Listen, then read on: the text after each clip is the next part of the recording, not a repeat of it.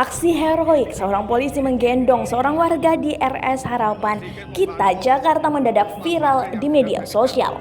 Belakangan, diketahui polisi tersebut adalah anggota Satlantas Polda Metro Jaya bernama Bribka Sigit Prabowo. Ia menggendong seorang penumpang Transjakarta bernama David. Bribka Sigit menggendong David yang terkena serangan jantung pada Jumat 14 Februari 2020 pagi. Dilansir dari kompas.com, Kasat Lantas Atwil Jakarta Barat Kompol Hari Atmoko mengungkapkan Bribka Sigit saat itu tengah mengatur lalu lintas.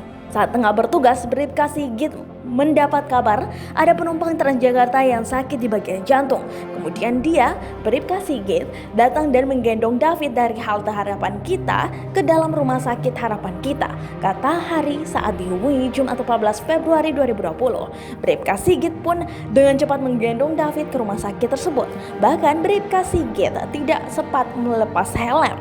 Sementara itu, David sudah dalam penanganan dokter pihak Rumah Sakit Harapan Kita. Atas aksi heroik tersebut, petugas kepolisian warganet pun banyak memberikan apresiasi. Selain mengapresiasi polisi, banyak warganet yang memberikan doa bagi kesehatan David.